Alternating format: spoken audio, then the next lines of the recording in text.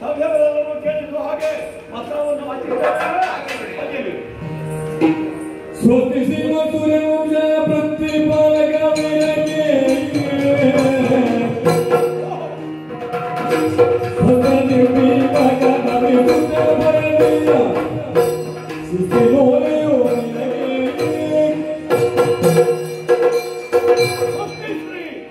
ಪವಿತ್ರವಾದಂತಹ ಸವಿತ್ರ ವಂಶದಲ್ಲಿ ಜನ್ಮವೆತ್ತಿ ವರ್ತಮಾನ ಕಾಲಕ್ಕೆ ಅಯೋಧ್ಯ ಸಿಂಹಾಸನಾಧೀಶ್ವರನಾಗಿರುವಂತಹ ರಾಜರ್ಷಿ ಋತುಪರ್ಣ ಮಹಾರಾಜನಿಗೆ ಕುಂಡಿನಾಪುರದ ದೊರೆಯಾದಂತಹ ಭೀಮಕನ ಸಂಸ್ಕೃತ ಪ್ರಣಾಮಗಳು. ನಾವೆಲ್ಲರೂ ಕ್ಷೇಮಿಗಳು, ನಿಮ್ಮ ಕ್ಷೇಮಕ್ಕೆ ತಿಳಿಸುವುದು. ಆಮೇಲೆ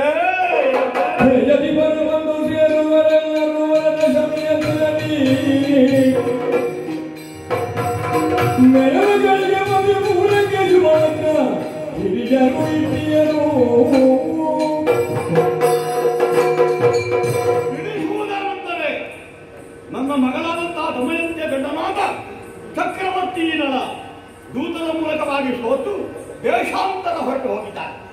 ಅವನೆಲ್ಲಿದ್ದಾನೆ ಎಂಬ ಹಾಗೆ ಅರಸುವುದಕ್ಕೆ ಬಹಳ ಮಂದಿಗಳನ್ನು ನಟ್ಟಿದ್ರು. ಅವು ಎಲ್ಲಿದ್ದಾನೆಂಬ ವರ್ತಮಾನ ತಿಳಿದಿರುವಂತಹ ಈ ಕಾಲಕ್ಕೆ ಮಗಳಾದಂತಹ ದಮಯಂತಿಗೆ ಪುನಃ ಸ್ವಯಂವರ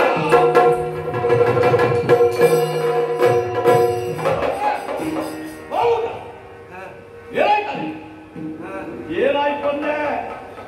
ತಲೆ ತಿರುಗಿದ್ದು ನಾನು ಎಷ್ಟು ಬಾರಿ ಹೇಳಿಲ್ಲ ನಿನಗೆ, ಅಡುಗೆ ಕೆಲಸ ಮುಗಿದ ಮೇಲೆ ಅಲ್ಲಿ ನಿಲ್ಲುವುದಲ್ಲ, ಹಾಗೆ ಹಿಂದುಕೊಂಡು. ಆದರೆ ಮತ್ತೊಂದು ಕೆಟ್ಟ ಅಭ್ಯಾಸ ಪ್ರಾರಂಭವಾಗಿದೆ ನಿನಗೆ. ಆ ತಾಂಬೂಲ ಚರ್ವಣ ನಿಶ್ಚಿತ ಇರುವಲ್ಲ, ಅದನ್ನ ಜೊತೆಗೊಂದು ತೆಕ್ಕೊಡ್ತೇವಲ್ಲ ನೀನು. ಅದು ಒಳ್ಳೆಯದಲ್ಲ, ತಮ್ಮ ಗೊತ್ತಾಯ್ತಾ? ಸ್ವಲ್ಪ ತಲೆಗೆ ಏರಿತು ಕಾಣ್ತಾರೆ. ಪತ್ರ ಪೂರ್ಣ ಓದಿ ಆಗಿಲ್ಲ, ಒಂದು ಬದಿಯಲ್ಲಿ ಕುಳಿತು ಅಲ್ಲಿ ಕುಳಿತು ದಮಯಂತಿ ದೇವಿಗೆ ಪುನಃ ಸ್ವಯಂವರೆಂಬ ಹಾಗೆ ತೀರ್ಮಾನ ಮಾಡಿದ್ದೀನಿ. ವಸುಧಾ ಪಾಲಕರನ್ನು ಆಗಮಿಸಿದವರಿದ್ದಾರೆ. ಬರುವ ದಶಮಿಯ 13 ಗಂಟೆಗೆ ವಿವಾಹ. ಆ ಸ್ವಯಂವರ ಕಾಲಕ್ಕೆ ನೀವು ಆಗಮಿಸಿ ಚಂದಗಾಣಿಸಿಕೊಡಬೇಕು. ಇಂತಿ ಭೀಮ ಕಂಡ್ರೆ ಪಾಲ ದಶಮಿಗೆ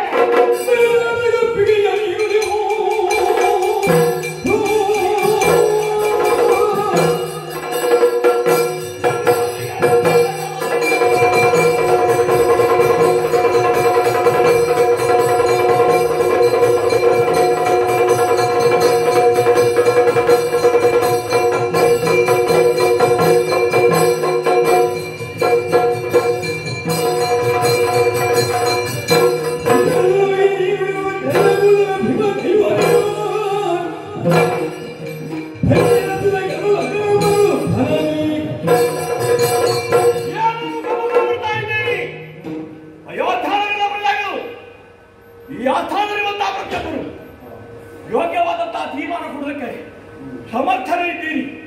ಧರ್ಮಗಳ ವಿಮರ್ಶೆಯನ್ನು ಮಾಡಿ ಧರ್ಮದ ಮುಖದಿಂದ ಶಾಸ್ತ್ರದ ಆಧಾರದಿಂದ ಎಂಥ ಸಮಸ್ಯೆಗಾದರೂ ಉತ್ತರವನ್ನು ಕೊಡಬಲ್ಲಂತಹ ವಿದ್ವಜ್ಜನ ಪರಿವೇಶಿತವಾದಂತಹ ಮಹಾಸಭೆ ಭೀಮಕರಿಂದ ಕಳುಹಲ್ಪಟ್ಟಂತಹ ಬೋಲೆ ನಾನು ವಾಚಿಸುತ್ತಾ ಇದ್ದ ಹಾಗೆ ಯಾಕೆ ಮುಖ ನೋಡ್ತಾ ಇದ್ದೀರಿ?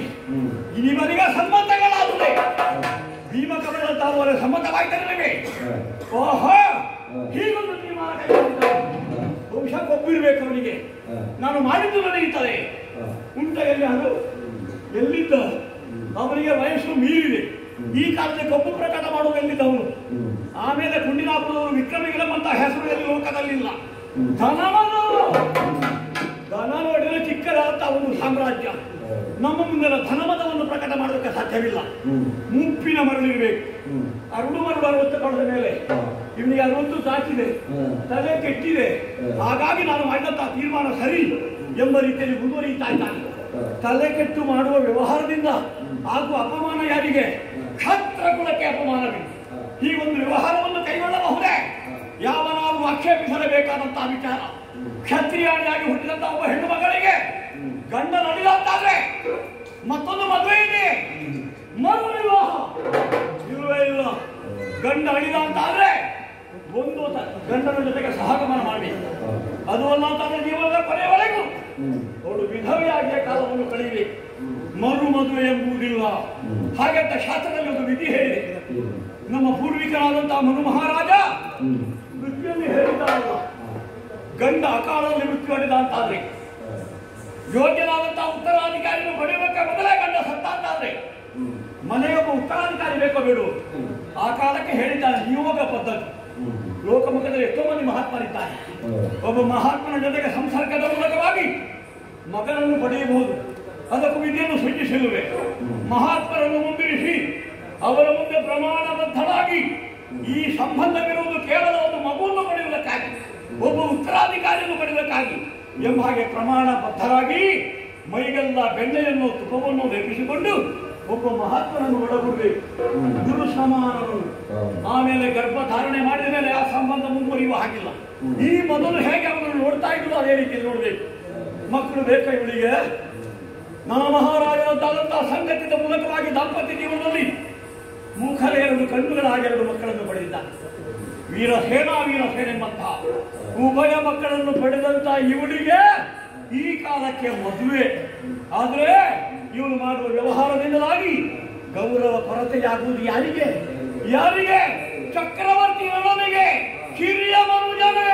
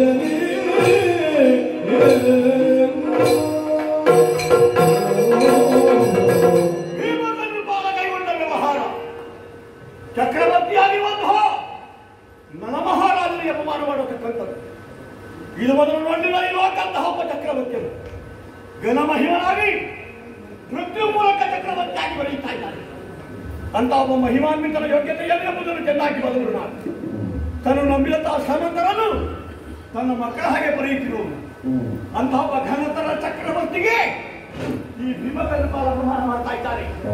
ಏನು ಮಾಡೋಣ ಹೇಳಿ?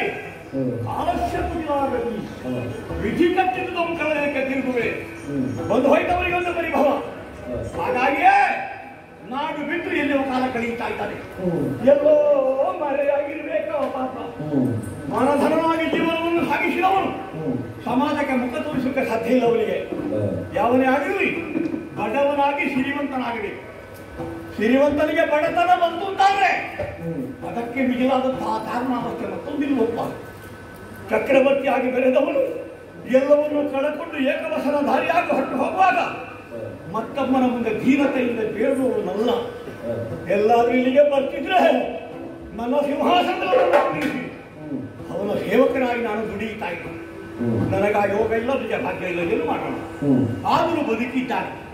ಒಬ್ಬ ವ್ಯಕ್ತಿ ಮನೆ ಬಿಟ್ಟು ಹೋದ ಅಂತಾದ್ರೆ ಸತ್ತ ಅಂತ ತೀರ್ಮಾನ ಮಾಡುವುದಲ್ಲ. ಒಬ್ಬ ಮನೆಯಿಂದ ಒಬ್ಬ ಸದಸ್ಯ ಹೊರಟು ಹೋದ್ರೆ ಕಾಲ ಕಾಯಬೇಕು ಅಂತ ಶಾಸ್ತ್ರ ಹೇಳಿ ಒಂದಲ್ಲ ಎರಡಲ್ಲ 12 ವರ್ಷಗಳವರೆಗೆ ಕಾಯಬೇಕು. ದ್ವಾಮ ಶಾಸ್ತ್ರ ಕಾಯಬೇಕವನನ್ನು ಬಂದೇ ಬರ್ತಾನೆ ಮನೆ ನಿರೀಕ್ಷೆ ಇರಬೇಕವರ ಕುರಿತಾಗಿ. ಬರಲಿಲ್ಲ ಅಂತಾದ್ರೆ ಆವಾಗಲೇ ತೀರ್ಮಾನಿಸುವುದಲ್ಲ. ಮುಸ್ಸಂಜೆಯ ಹೊತ್ತಿಗೆ ನಾಡಿಂದ ಹೊರಗಿರುವಂತಹ ಎತ್ತರವಾದಂತಹ ಪ್ರದೇಶವನ್ನು ಏರಿ ಮರವನ್ನು ಬೆಟ್ಟವನ್ನು ಏರಿ ಅವನ ಹೆಸರನ್ನು 3 ಬಾರಿಗೆ ಕೂಗಿ ಕರೆಯಬೇಕಂತೆ. ಒಂದು ಪಕ್ಷಿ ಒಂದು ಪ್ರಾಣಿ ಶಬ್ದ ಮಾಡಲಿಲ್ಲ ಅಂತಾದ್ರೆ ಅವ ಸತ್ತಿದ್ದಾನೆ.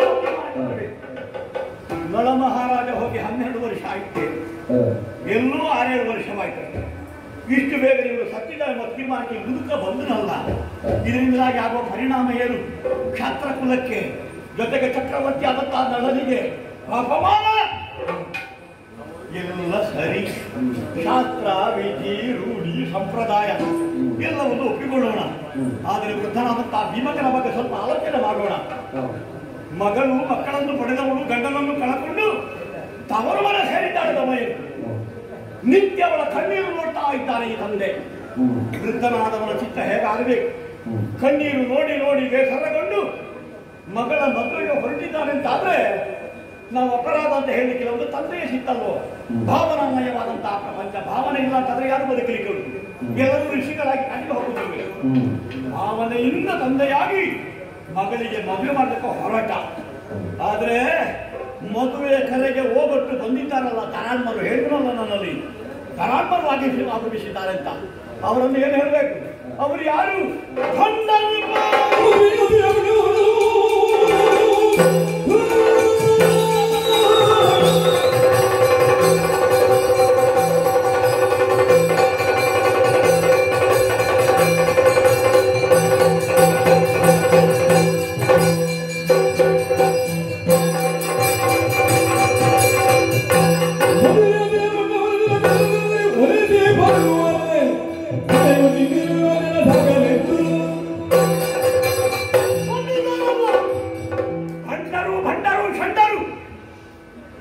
ಮಹಾರಾಜ ಪೀಠವನ್ನೇರಿ ಆಳ್ವಿಕೆ ಮಾಡ್ತಿರುವ ಕಾಲಕ್ಕೆ ಬರುವ ಕಾಲಗಳಲ್ಲಿ ಅವನು ತಾನು ನಿಷೇಧವನ್ನು ಸೇರಿ ಕಪ್ಪ ಕಾಣಿಕೆಗಳನ್ನು ಪಾದವನ್ನಿರಿಸಿ ಅವನ ಪಾದಕ್ಕೆ ಮರೆಯುವುದಿಲ್ವೇ? ಆವಾಗ ಅವನ ವಾಮಭಾಗದಲ್ಲಿದ್ದಾಗ ದಮಯಂತಿ ದೇವಿ ತಂದೆಯೆಂದು ತಾಯಿಯೆಂದು ರಾಜನೆಂದು ರಾಣಿಯೆಂದು ಚಕ್ರವರ್ತಿ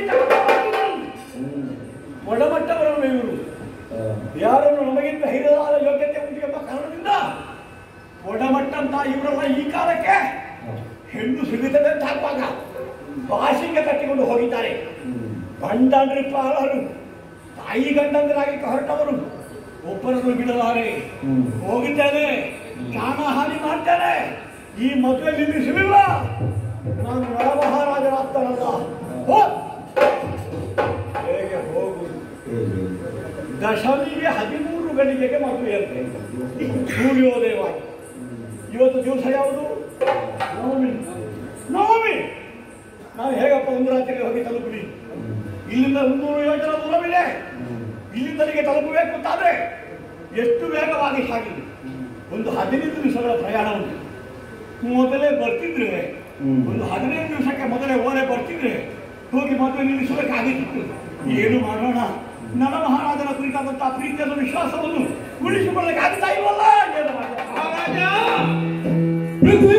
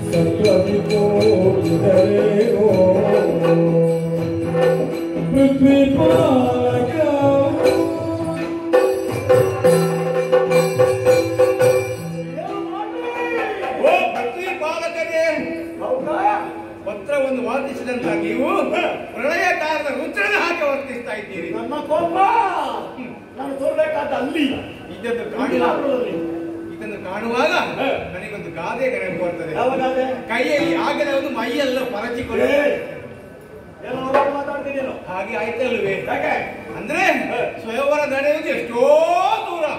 ನೀವು ಇಲ್ಲಿ ಎಷ್ಟು ಮಾತಾಡಿದ್ರು, ಎಷ್ಟು ಹಾರಿದ್ರು, ಏನು ಮಾಡಿದ್ರು ಮುಹೂರ್ತಕ ಸರಿಯಾಗಿ ಅಲ್ಲಿ ಸ್ವಯಂವರ ನಡೆಯುತ್ತಂತಾದಾಗ ನಿಮ್ಮ ಈ ಬಡಿವಾರದ ಮಾತು ಯಾಕೆ ಸ್ವಾಮಿ?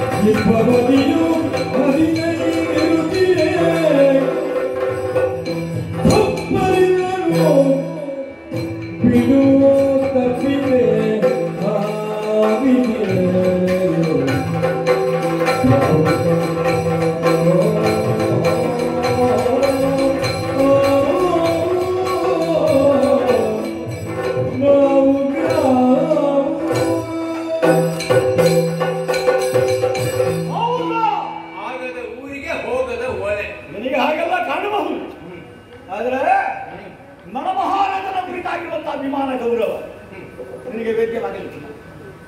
ಚಕ್ರವರ್ತಿಯ ಬಗ್ಗೆ ಅಷ್ಟು ಗೌರವ ಉಳ್ಳವನ ನನ್ನ ಹೃದಯ ಬಿಟ್ಟು ತೋರಿಸಬೇಕಷ್ಟೇ ನಿನಗೆ. ಅಂತ ನರ ಮಹಾರಾಜನಿಗೆ ಅಪಮಾನವಾಗುತ್ತದೆ, ಅವನ ಗೌರವಕ್ಕೆ ಧಕ್ಕೆ ಬರ್ತದೆ ಅಂದಾಗ ವಿರೋಧಿಸಬೇಕು ಅಂತ ತೋರ್ತಾ ಇದೆ ನನಗೆ. ಏನು ಮಾಡೋಣ ಹೇಳು? ಓಲೆ ನವಮಿಗೆ ಬಂತು, ದಶಮಿಗೆ ಮದುವೆ, ಎಲ್ಲಾದರೂ ಒಂದು 15 ದಿವಸಗಳ ಮೊದಲು ಓಲೆ ಬರ್ತಿದ್ರೆ ಅಲ್ಲಿಗೆ ಕೆರಳಿ ನಮ್ಮ ಪರಾಕ್ರಮವನ್ನು ತೋರಿಸಿ ಆ ಬಣ್ಣ ನಿರ್ಪಾಲನನ್ನು ಓಡಿಸಿ ತೊಡಗಿದ ಮದುವೆ ನಿಲ್ಲಿಸ್ತಿದ್ದೆ. ನಳ ಮಹಾರಾಜನಿಗೆ ಇರುವಂತಹ ಗೌರವ ಮೂಡಿಸ್ತಿದ್ದೆ. ಯುದ್ಧದಿನಿ ನತಿನಿ ಪುನಃ ಕದ ನತಿ ಜಗನ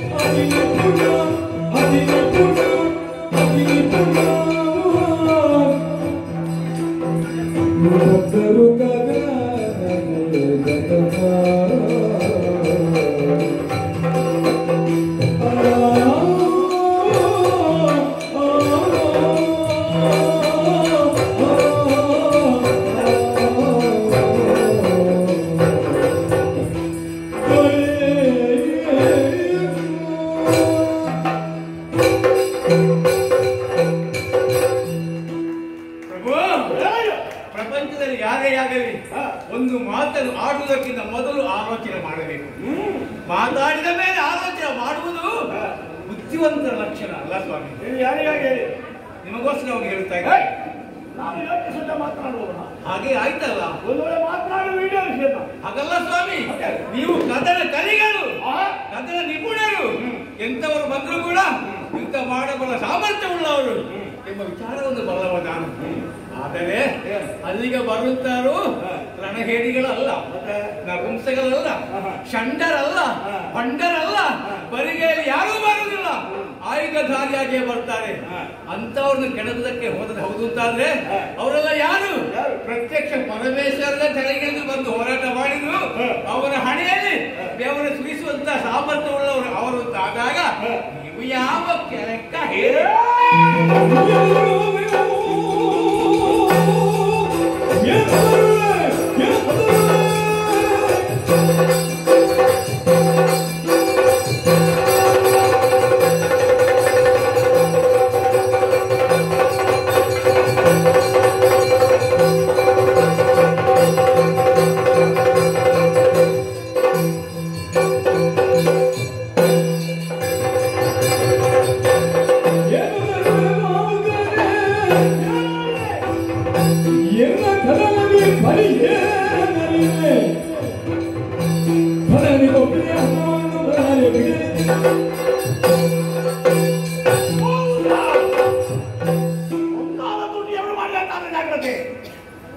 ನಿನ್ನ ಬಗ್ಗೆ ಪ್ರೀತಿ ಕೃಪೆಯಿಂದ ನಾನು ಪಡೆದ ಯಾಕೆ? ಚಕ್ರವರ್ತಿಯಾದ ನನ್ನ ಬಳಿಯಲ್ಲಿದ್ದವ ನೀವು, ಅವನ ಆಶ್ರಯದಲ್ಲಿ ತನ್ನರಿಗೆ ಒಂದು ಆಶ್ರಯ ಕೊಡುವ ಸೌಭಾಗ್ಯ ಬಂತಲ್ಲ ಎಂಬ ಕಾರಣಕ್ಕಾಗಿ ಸಲುಗೆ ನೀಡಿ ನನ್ನ ಬಳಿಯಲ್ಲಿ ಇರಿಸಿಕೊಂಡೆ. ತಲೆ ನೀರು ಮಾತಾಡ್ತೇನೋ? ನೀನು ಸೇವಕ, ನಾನು ಪ್ರಭು ಎಂಬ ಭಾವನೆ ಮರೆತು ಬಿಟ್ಟು ಬರುವರು ಮಹಾವಿಕ್ರಮಿಗಳು, ಅವರನ್ನು ಮಣಿಸುವುದಕ್ಕೆ ಸಲ್ಲಿಸುವುದಕ್ಕೆ ನನಗೆ ಕಷ್ಟವಾಯಿತು ಭಾವಿಸಿದ್ಯ. ನನ್ನನ್ನು ಏನೊಂದು ಮಗಳೇ ಆಡಿದ್ದನ್ನು ಪೂರೈಸಬಲ್ಲೆ, ಆದರೆ ಅವಕಾಶವಿಲ್ವಲ್ಲ. ಒಂದು ವೇಳೆ ಅಯೋಧ್ಯೆಗೆ ಕುಂಡಿನಾಪುರಕ್ಕೆ ಹೋಗಿ ತಲುಪುವುದಕ್ಕಾಗುತ್ತದಂತಾದ್ರೆ ಮದುವೆ ನಡೆಯುವುದಕ್ಕೆ ಒಂದು ಕ್ಷಣ ಮೊದಲು ನಾನು ಅಲ್ಲಿಗೆ ತಲುಪಿದಂತಾದ್ರೆ ಮದುವೆ ನಿಲ್ಲಿಸ್ತೇನೆ ಅಂತ ಛಲ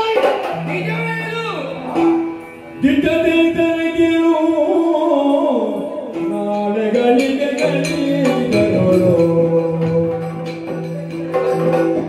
ನಾಳೆ ಒಂದು ಗಳಿಗೆ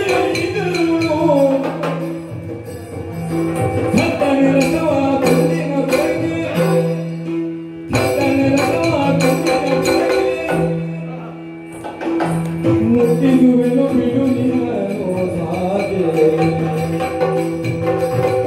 ಹುಟ್ಟಿನ ಪುರಕ್ಕೆ ಮುಟ್ಟಿಸುವೆನು.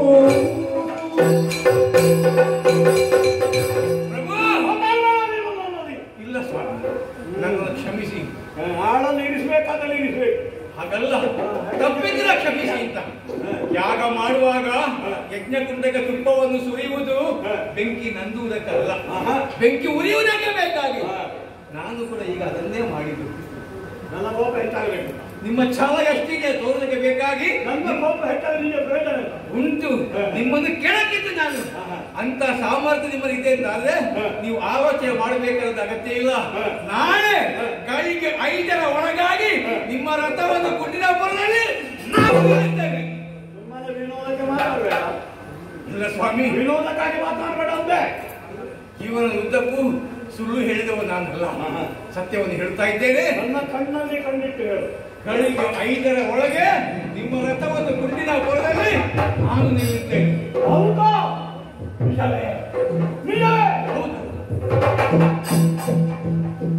ನಾನು ಹಗಲಲ್ಲ ಸೂರ್ಯನನ್ನು ನೋಡಬಲ್ಲೆ. ನಿನ್ನ ದೃಷ್ಟಿಗೆ ದೃಷ್ಟಿ ಕೊಟ್ಟು ಮಾತಾಡುವ ಸಾಮರ್ಥ್ಯ ನನಗಿಲ್ಲ. ಅಂತ ಒಂದು ವರ್ಚಸ್ಸಿನಿಂದ ಕಣ್ಣುಗಳಲ್ಲಿ ಕಾಣ್ತಾ ಇದ್ದೇನೆ. ಅಂದ್ರೆ ನಿರ್ಧಾರವಾದ ನುಡಿ. ಸೂರ್ಯೋದಯವಾಗಿ ಗಳಿಗೆ 5ರ ಒಳಗೆ ಕುಂಡಿನಾಪುರದೊಳಗೆ ನಮ್ಮ ರಥ ನಿಲ್ಲಿಸಿಯ. ಹೌದು, ನೀನು ಅಷ್ಟು ಮಾಡಿದ್ದಾದ್ರೆ ಪರಮಾಪ್ತ ನನಗೆ. ನಿನಗೆಂತಲೂ ಆಪ್ತ ಬರಿಲ್ಲ. ಒಂದು ಮಾಡಯ್ಯ, ನನ್ನ ದೊರೆಗಾಗಿ, ನನ್ನ ಚಕ್ರವರ್ತಿಗಾಗಿ ಪ್ರಭು, ಈ ವಿಚಾರದಲ್ಲಿ ನೀವು ಇನ್ನು ತಲೆ ಕೆಡಿಸಿಕೊಳ್ಳಬೇಕಾದಂತ ಅಗತ್ಯವಿಲ್ಲ. ಒಂದು ಕೆಲಸ ಮಾಡಿ, ಒಳಗೆ ಹೋಗಿ ಚೆನ್ನಾಗಿ ಸ್ನಾನ ಮಾಡಿ ಕೃಷ್ಣನ ಭೋಜನವನ್ನು ಉಂಡು ಹಂಸಕೂಲಿಕ ಕಲ್ಪದಲ್ಲಿ ಪವಡಿಸಿ ಹೋಗುವ ಸಮಯಕ್ಕೆ ಸರಿಯಾಗಿ ನಾನು ನಿಮ್ಮನ್ನು ಎಬ್ಬಿಸಿ ಕರ್ಕೊಂಡು ಹೋಗ್ತೇನೆ. ಹೌದು, ಸ್ನಾನ ಮಾಡಿ ನಿಧಾನವಾಗಿ ಬಂದ ಸ್ವಾಮಿ, ನೀವು ತಲೆ ಬಿಸಿ ಮಾಡಿಕೊಡುವುದಾಕೆ ಜವಾಬ್ದಾರಿ ಹೊತ್ತವ ನಾನಲ್ವ? ಹಾಗಿರುವಾಗ ನಾನು ಇದ್ದೇನಲ್ವೇ? ನಿನಗೆ ರಥ ಸಿದ್ಧಪಡಿಸುವುದಕ್ಕೆ ಹೊತ್ತಬೇಕು, ಅಂತ ಅವಕಾಶ ಕೊಡ್ತೇನೆ. ಖಂಡಿತ. ಅದರ ಒಳಗಾಗಿ ವಿನೋದವನ್ನು ಸಿದ್ಧ ಮಾಡಿ.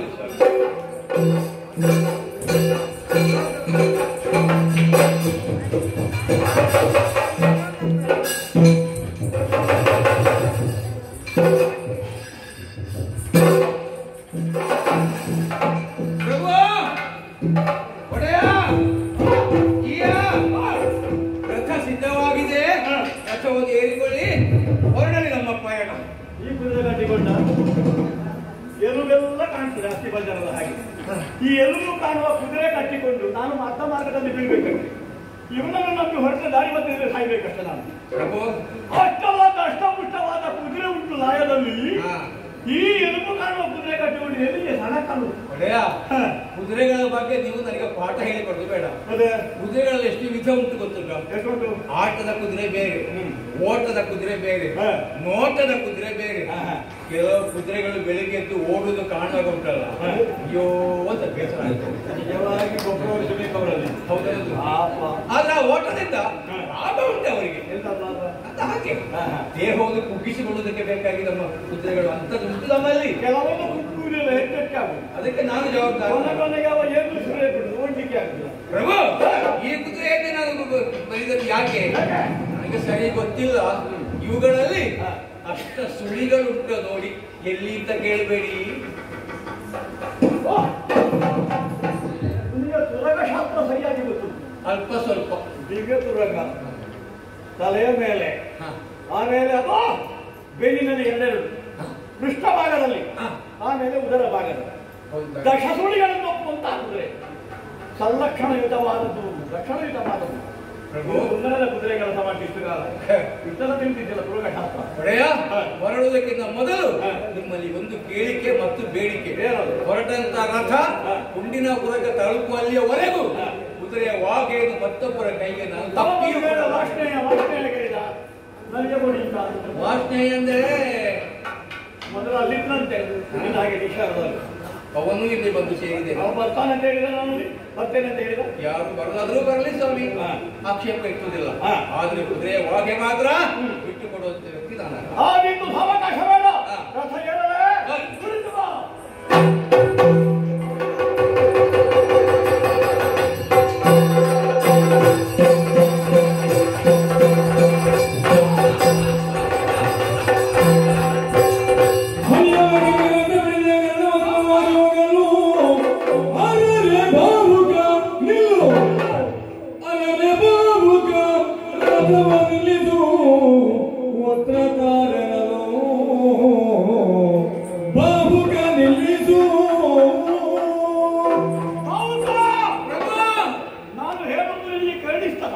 ಗಾಳಿಗೆ ಕೇಳಿಸುವುದಿಲ್ಲ. ರಥಚಕ್ರಗಳ ಧಿಕ್ಕಾರ. ಈ ಮಧ್ಯೆ ನನ್ನ ನುಡಿ ಕೇಳ್ತಾ ಇದೆಯಲ್ಲ ನಿನಗೆ? ಏನಾಯ್ತು ಪ್ರಭು? ತಡೆ ತಡೆ. ಯಾಕೆ? ವೇಗವಾಗಿ ಸಾಗಿತಾ ಇದೆ ಕುದುರೆ. ಧೂಳು ಕೆಂದೂಳು ಮೇಲೆ ಹಾಕ್ತಾ ಇತ್ತು. ಹೌದು, ಅದು ಕಣ್ಣಿಗೆ ಬೀಳುವುದು ಬೇಡ ಅಂತ ನನ್ನ ಕರವಸ್ತ್ರದಿಂದ ಸ್ವಲ್ಪ ದೂರ ಮಾಡ್ತಾ ಇದ್ದೆ. ಹೀಗೆ ಅದು ಕೈದ ಜಾರಿ ಇಲ್ಲಿ ಬಿತ್ತು. ನನಗೆ ಕರವಸ್ತ್ರ ಬಿಟ್ಟಿಗೆ ಮನಸ್ಸಿಲ್ಲ, ಸ್ವಲ್ಪ ಬೆಲೆ ಬಾಳುವಂಥದ್ದು. ಹಾಗಾದ ಕಾರಣ ಅದರಲ್ಲಿ ಬಂಗಾರದ ಸರಿಗೆ ಅದು ಬೇಕು ನನಗೆ. ಹಾಗಾದ ಕಾರಣ ಒಂದು ಕೆಲಸ ಮಾಡು, ರಥ ನಿಲ್ಲಿಸು, ಕರವಸ್ತ್ರ ತೆಗೆದುಕೊಂಡು ಆಮೇಲೆ ಮುಂದೆ ಹೋಗು. ಪ್ರಭು, ಕರವಸ್ತ್ರ ಜಾರಿಗೆ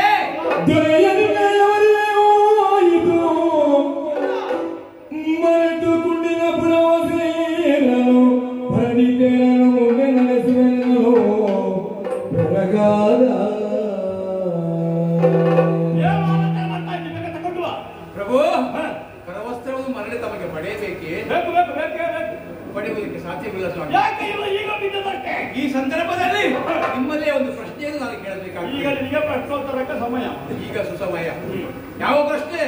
ಸ್ವಯಂವರ ನಿಲ್ಲಿಸಬೇಕೋ ಅಥವಾ ಕರವಸ್ತ್ರ ಬೇಕೇ ಹೇಳಿ. ಪ್ರಯಾಣ ಅರೆಗಳಿಗೆ ನಿಲ್ಲಿಸುವುದು, ಕರವಸ್ತ್ರ ಇಟ್ಕೊಂಡು ಹೋಗುವುದಷ್ಟೇ. ಇಲ್ಲ ಸ್ವಾಮಿ, ಒಂದನ್ನು ಪಡೆಯಬೇಕು ಅಂತಾದರೆ ಮತ್ತೊಂದು ನೀವು ಬಿಡಬೇಕಾಗ್ತದೆ. ಯಾಕೆ ಬಿಡ್ಬೇಕು? ನಿಮ್ಮ ತಲೆ ನೀವು ಆಲೋಚನೆ ಮಾಡಿದ್ದೀರಿ. ಕರವಸ್ತ್ರ ಇಲ್ಲಿ ಎಲ್ಲೋ ಸಮೀಪದಲ್ಲಿ ಬಿದ್ದಿದೆ. ಬಿದ್ದದ್ದು ಇಲ್ಲಿ ಅಲ್ಲ ಸ್ವಾಮಿ, ಇಲ್ಲಿಂದ 62 ಯೋಜನೆ ಹಿಂದೆ. ಎಷ್ಟು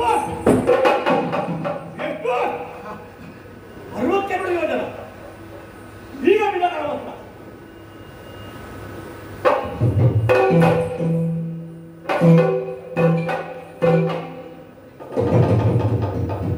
ಆಶ್ಚರ್ಯವಾಗಿದೆ. ಹಾಗಾದ್ರೆ ತುರಗ ಎಷ್ಟು ವೇಗವಾಗಿ ಸಾಧಿತಾಯಿತು. ವಾಯುವೇಗವಲ್ಲ, ಮನೋವೇಗದಿಂದಲೇ ಸಾಧಿತಾಯಿತು. ಕ್ಷಣಕ್ಕೆ ಮೊದಲು ಬಿದ್ದಂತಹ ಕರವಸ್ತ್ರ 62 ಯೋಜನೆ ಹಿಂದೆ. ಇವನು ಬೆಳಗಾಗಿ 5 ಗಡಿಗೆ ಒಳಗೆ ಅಂತೇಳಿ ಇವನು ರಾತ್ರಿಯಲ್ಲೇ ಕೊಂಡೋಗಿ ರಥ ನಿಲ್ಲಿಸ್ತಾನ. ಇಷ್ಟು ವೇಗವಾಗಿ ರಥ ಓಡಿಸುವುದಕ್ಕೆ ಯಾರಿಗೆ ಸಾಮರ್ಥ್ಯ? ಮಾನವ ಲೋಕದಲ್ಲಿರುವವರಿಗೆ ಯಾರಿಗೂ ಇಲ್ಲ. ಒಬ್ಬ ದೇವ ಸಾರಥ್ಯ ಅಂತ ಮಾತಲಿ, ಮತ್ತೊಬ್ಬ ದುರಗಶಾಸ್ತ್ರವನ್ನು ಬರೆದಂತಹ ಶಾಲಿಹೋತ್ರ ಎಂಬಂತ ಋಷಿ, ಅವನು ವೇಗವಾಗಿ ಓಡಿಸಬಲ್ಲ. ಆಮೇಲೆ ಒಬ್ಬನಿದ್ರೆ ದೇವತೆಗಳ ಅನುಗ್ರಹ ವಿಶೇಷಕ್ಕೆ ಪಾತ್ರನಾದಂತಹ ವಾಯುದೇವನ ವಿಶೇಷವಾದಂತಹ ಪ್ರೀತಿಗೆ ಪಾತ್ರನಾದ ಚಕ್ರವರ್ತಿ ನಾಡ.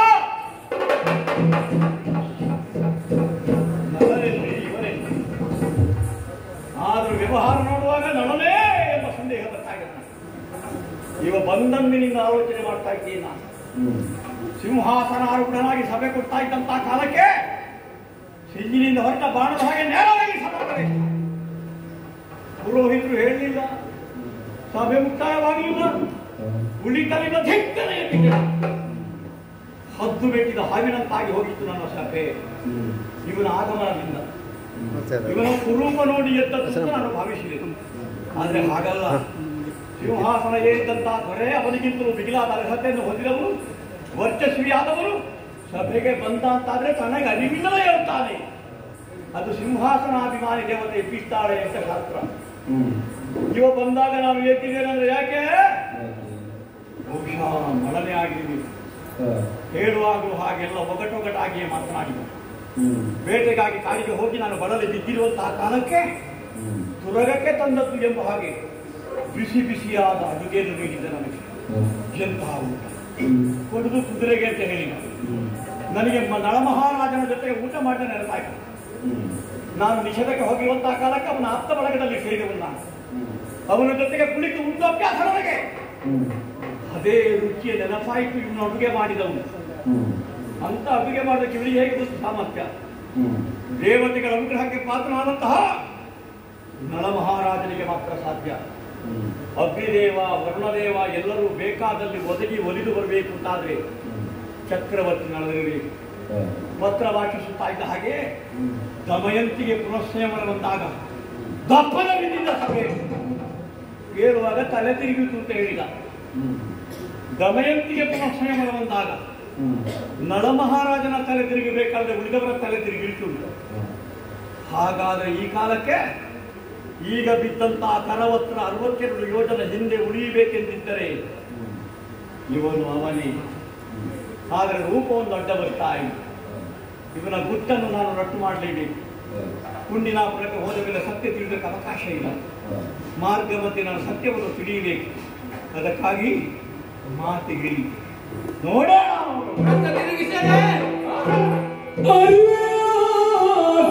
ಬಿಟ್ಟು ನುಡಿಯುವೆ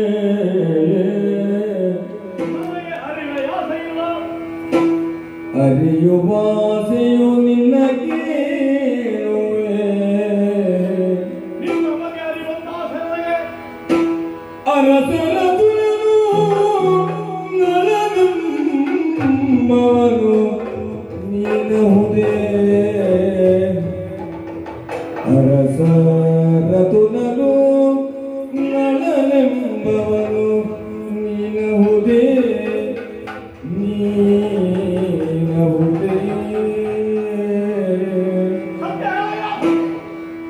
ಅಶ್ವಹೃದಯವ ಬಲ್ಲ ಸಾರಥಿ ವಿಶ್ವಮಾನ್ಯರು ಶಾಲಿ ಮಾತಿಲಿ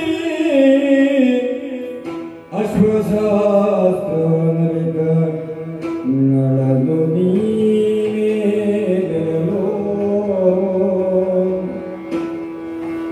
ಅರಸರ ತುನನು ನಳನೆಂಬವ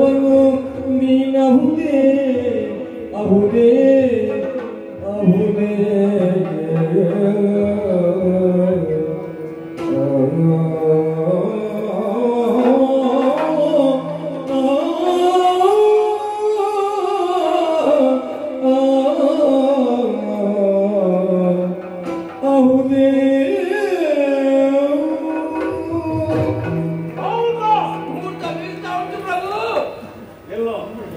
ಇನ್ನೂ ತಡವಾದ್ರೆ ನೀನು ಹೊಣೆಯಲ್ಲ, ನಾನು ಹೊಣೆ. ನನಗೆ ಸತ್ಯ ತಿಳಿಬೇಕು. ಈಗಿಂದೀಗ ಬಿದ್ದಂತಹ ಕರವತ್ರ 62 ಯೋಜನೆ ಹಿಂದೆ ಉಳಿಯಿಕೆ. ಹೌದೇನು?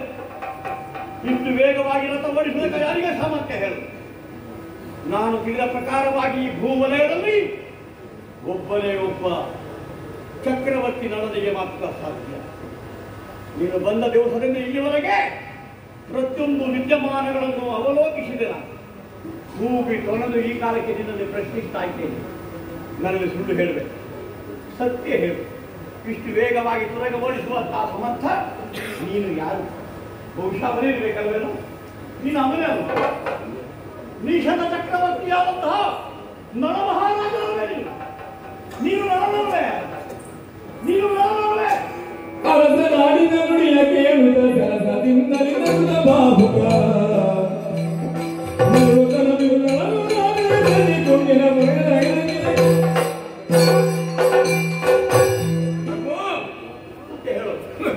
ನೀವು ನಳನವೇನೋ ಮಾತನ್ನು ಕೇಳುವಾಗ ನನಗೆ ಗೊತ್ತಾಗಿದೆ. ನಿನಗೆ ನಗು ಬರ್ತದೆ, ನನಗೆ ಅದು ಬರ್ತಾಯಿದೆ. ಅಲ್ಲ, ನಾನು ನಳನೇ. ನೀವು ನಳನೇ, ನಾನು ನಳನೇ. ಪ್ರಶ್ನೆ ನಿಮ್ಮನ್ನು ಪ್ರಶ್ನೆ ನನ್ನದು ನಿರ್ಧಾರ. ನೀನು ನಳನೇ. ಇಲ್ಲ ಸ್ವಾಮಿ, ಗಾಯದ ಮೇಲೆ ಬರೆ ಎಳೆಯುವುದಕ್ಕೆ ಬೇಕಾಗಿ ಮನ ಮಾಡಬೇಡಿ. ನಳನಿಗೂ ನನಗೂ ಯಾವ ಸಂಬಂಧವೇ ಇಲ್ಲ. ನಾನು ನಳ, ನೀನು ನಳ ಅಲ್ಲ ಬಾಹುಕ. ನೀನು ನಳ ಅಲ್ಲ ಬಾಹುಕ. ಬಾಹುಕ ಅಲ್ಲ ಅಂತ ಹೇಳಿ. ನಾನು ಬಾಹುಕ ಅಲ್ಲ ನಳ. ಬಾಹುಕ ಅಲ್ಲ, ನೀನು ನಳ. ನಾನು ನಳ, ಬಾಹುಕ ಅಲ್ಲ ನಳ. ನೀನು ನಳ, ನೀನು ನಳ, ನೀನು ನಳ. ನಾನು ಬಾಹುಕ. ಸತ್ಯ ಹೇಳಯ್ಯ. ನಾನು ನಳ ಅಲ್ಲ ಬಾಹುಕ. ಬೇಡುಗಳೇ ಬೇಡಿಕೊಳ್ಳುವೆ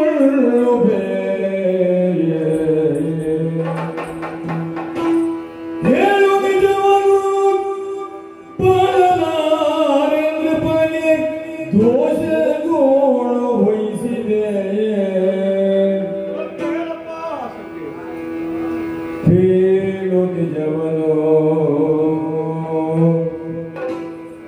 ನನಗೆ ಅರಿವೆಂದು ಸೆಳೆದು ಕಟ್ಟುವ ಝಳಪಿಸುತ್ತ ಬರಸನೇನೆ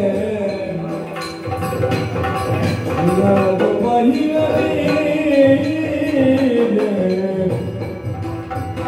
ಬೀಳುದಳನೆ ಬೇಡಿಕೊಳ್ಳುವೆ ಕೇಳೋ ನನಗೆ ಬೇಡಿಕೊಳ್ಳುವೆ ಹೇಳು ನಿಜವನು ಹೇಳು ನಿಜವನು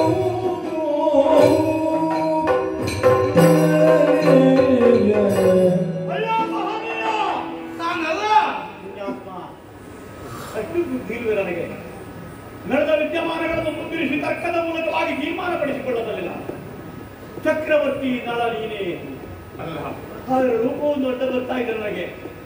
ನಿಜ ಹೇಳು ಪುಣ್ಯಾತ್ಮ, ನಾನು ನಿಷಧಕ್ಕೆ ಬರುತ್ತಿರುವಂತಹ ಕಾಲಕ್ಕೆ ಬರುತ್ತಿದ್ದ ಸಂದರ್ಭದಲ್ಲಿ ಯಾವ ರೀತಿ ನಿನ್ನ ಮುಂದೆ ನಡ್ಕೊಳ್ತಾ ಇದ್ದೆ ನೀನು ತಿಳಿದಿರುವಂತಹ ವಿಚಾರ.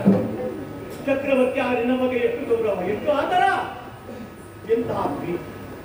ಪ್ರತಿಯೊಬ್ಬ ಸಾಮಂತರನ್ನು ಯಾವ ಪ್ರೀತಿಗೆ ನೀವು ನೋಡ್ತಾ ಇದ್ದೆ ಎಂದು ಚೆನ್ನಾಗಿ ನಾನು ಬಲ್ಲೆ. ನನ್ನ ಅಂತರಂಗದಲ್ಲಿ ಸ್ಥಾನ ಕೊಟ್ಟವ ನನಗೆ ನಾನು. ನಿನ್ನ ವಿಶ್ವಾಸಕ್ಕೆ ನಿನ್ನ ಆಪ್ತವರ್ಗದಲ್ಲಿ ಸೇರಿಕೊಂಡ ಮಾತ್ರ ತಿಳಿದೆ ನಾನು. ನನ್ನಲ್ಲಿ ಸತ್ಯ ಹೇಳಿಕೆ ನಿನಗೆ ಆಗುವುದಿಲ್ಲವೇ? ನನ್ನಲ್ಲಿ ನಿಜ ಹೇಳುತ್ತಿಲ್ಲ, ಸುಮ್ಮನೆ ಹೇಳ್ತಾ ಇದ್ದೀವಿ. ಹಾಗಾದ್ರೆ ಅರ್ಥವಾಯಿತು ನನಗೆ. ಅಪಾತ್ರರಲ್ಲಿ, ಅವಿಶ್ವಾಸವುಳ್ಳವರಲ್ಲಿ, ಮೋಸಗಾರರಲ್ಲಿ ಸತ್ಯ ಹೇಳಬಾರದು ಅಂತ ಒಂದು ಮಾತಿದೆ. ಇದುವರೆಗೆ ಹಂಬಿನಿಂದ ಬಿಮ್ಮಿಯಿಂದ ನಾನು ಮೆರೆಯುತ್ತಾ ಇದ್ದೆ. ನಾನು ಚಕ್ರವರ್ತಿಗಳ ಆಪ್ತವಲಯದಲ್ಲಿದ್ದೇವೆ. ನೀನು ಸತ್ಯ ಹೇಳೋದಿಲ್ಲ ಅಂತ ಅರ್ಥ ಏನು? ನಿನ್ನ ವಿಶ್ವಾಸಕ್ಕೆ ನಾನು ಪಾತ್ರನಲ್ಲ ಅಂತ. ಅಷ್ಟು ಆದಮೇಲೆ ಬದುಕಬೇಕು ಅಂತ ಆಸೆ ಇಲ್ಲ ಪ್ರಭು. ನಾನು ಬಾಳಲಾರೆ. ಬದುಕಲಾರೆ. ನೀನು ಯಾರನ್ನು ನಿಜ ಹೇಳುವುದಿಲ್ಲೋ ನಾನು ಬದುಕುವುದಿಲ್ಲ.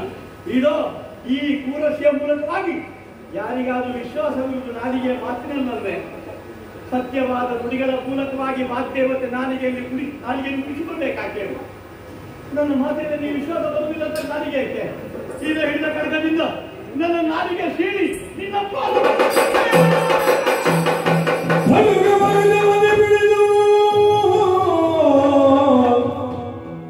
ತಡೆದು ಬೇಡಿದ ರೂಢಿಯಲ್ಲಿ ನಾನೇ ನಡೆದು ಕೊಡವಿ ಪಾಲಕ ನಾನೇ ನಡೆದು ಕೊಡವಿ ಪಾಲಕ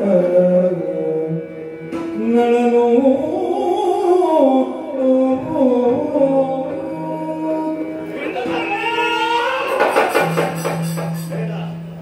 ನಾನು ಬದುಕುವುದಿಲ್ಲ. ಬೇಡ ಋತುಪರ್ಣನಿಗೊಂದು ಬದುಕುವೆ. ಸಿಟ್ಟಿನ ಕೈಗೆ ಬುದ್ಧಿಯನ್ನು ಕೊಟ್ಟು ಅನರ್ಥವನ್ನು ಮಾಡಿಕೊಳ್ಳಬೇಡ. ಅನರ್ಥಕ್ಕೆ ಕಾರಣವಾಗಿದ್ದು ಸತ್ಯಾಂಶ ತಿಳಿಯಬೇಕಾದು. ಇದೋ ಸತ್ಯವನ್ನೇ ಮುಂದಿಡ್ತಾ ಇದ್ದೇನೆ. ನಿಷೇಧ ದೇಶವನ್ನು ಆಳುವಂತ ಅಸಮ ಬಲಾಢ್ಯ ನಳ ಚಕ್ರವರ್ತಿ.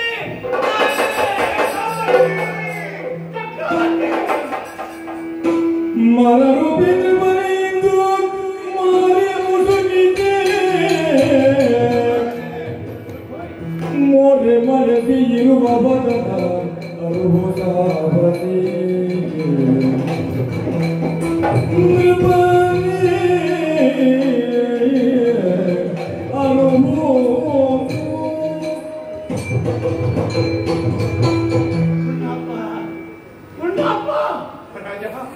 ಎಂಥ ರೂಪ ನಿನ್ನ. ಯಾರ ಬಾಧೆ ಇರಲಿ, ಯಾವ ಕಾರಣದಂತಾಗಲಿ ವ್ಯಕ್ತಿಯಲ್ಲಾದಂತಹ ರೂಪ ಬದಲಾವಣೆ ಆಗಿದ್ದಾರೆ. ಇಂತಹ ಆಗಿರಬೇಕು ಅಂತ ಎಲ್ಲಿಲ್ಲ. ಆದ್ರೆ ಇಷ್ಟು ರೂಪ ತಾಳೋದಂದ್ರೆ ಏನರ್ಥ?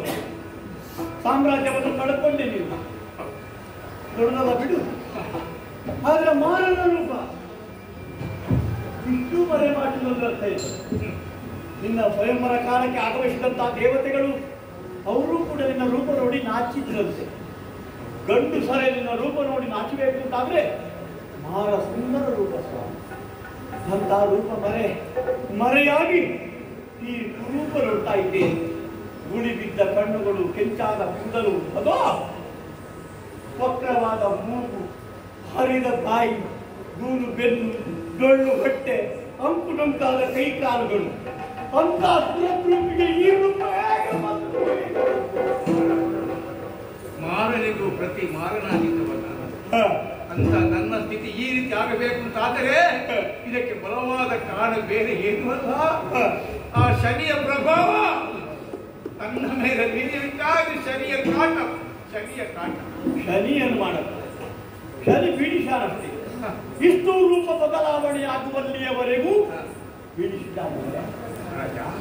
ಶನಿಯ ಪ್ರಭಾವ ಮತ್ತು ಆ ಕಾರ್ಕೋಟಕ ಕಚ್ಚಿದ ಪರಿಯಿಂದಾಗಿ ಆತ ವಿಷ ಜ್ವಾಲೆಯಿಂದಾಗಿ ನನ್ನ ರೂಪವೇ ಬದಲಾವಣೆ.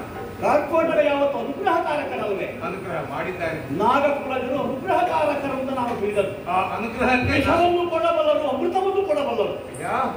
ಆ ಅನುಗ್ರಹಕ್ಕೆ ನಾನು ಕೂಡ ಪಾತ್ರನಾಗಿದ್ದೇನೆ. ಹೌದೇ? ಯಾಕಪ್ಪ ಈ ರೀತಿ ದ್ರೋಹ ಮಾಡಿದೆ ಅಂತ ಕೇಳುವಾಗ ನಿನ್ನ ಒಳಿತಿಗೆ ಬೇಕಾಗಿ ಹೊರದೂದಿಗೆ ಕೆಡುಕುಂಟು ಮಾಡುವ ನಾನಲ್ಲ. ಆದರೆ ಇದು ನಿನಗೊಂದು ನಿಲುವಂಗಿಗೆ ನಾನು ಕೊಡ್ತೇನೆ. ಇದನ್ನು ನೀನು ಧರಿಸಿದಾಗ ನಿನ್ನ ನಿಜ ರೂಪ ನಿನಗೆ ಪ್ರಾಪ್ತವಾಗ್ತದೆ ಅಂತ ಮಾತು ಹೇಳಿದ್ದಾರೆ. ಆದ ಕಾರಣ ತಡ ಮಾಡುವುದಿಲ್ಲ. ಆ ವಸ್ತ್ರ ನಿನ್ನಲ್ಲಿ ಇದೆಯಲ್ಲ, ಖಂಡಿತವಾಗಿ ನನಗೆ ಆ ದಿವ್ಯ ರೂಪವನ್ನು ನೋಡ್ಬೇಕೆನ್ನುವಂತಹ ಬಯಕೆ. ಅದು ಆ ವಸ್ತ್ರವನ್ನು ಧರಿಸಿ ದಿವ್ಯ ರೂಪದಲ್ಲಿ ನಿನ್ನ ಮುಂದೆ ಇದೋ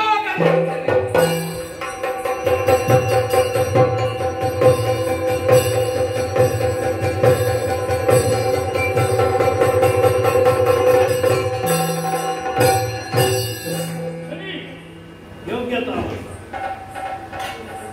ಶನೀಶ್ವರ ನೀನು ಚಕ್ರವರ್ತಿ ನಳ ನಿಷದ ಪುರೇಶ. ನನ್ನಂಥವನಿಗೆ ಇಷ್ಟು ಕಷ್ಟ ಒದಗಿ ಬಂತು. ಎಷ್ಟು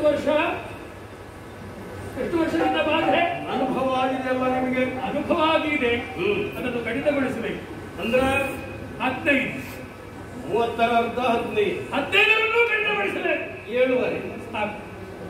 ಆದರೆ ಒಂದು ವಿಚಾರ, ಯಾವುದೇ ಸಂದರ್ಭದಲ್ಲಿ ವ್ಯಕ್ತಿಯೋರ್ವನು ನಳಚಕ್ರವರ್ತಿ, ದಮಯಂತಿ, ಋತುಪರ್ಣ, ಶನೀಶ್ವರ ನಿಮ್ಮನ್ನೆಲ್ಲ ಧ್ಯಾನಿಸಿದಾಗ ಪರಿಹಾರವಾಗಬೇಕು.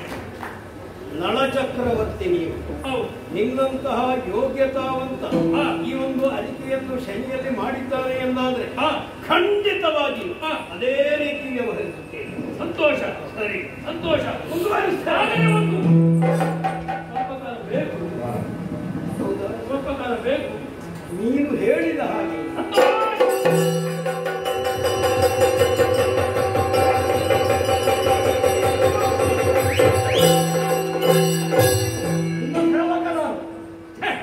ಹಾಗೆಯೇ ಇಲ್ಲ.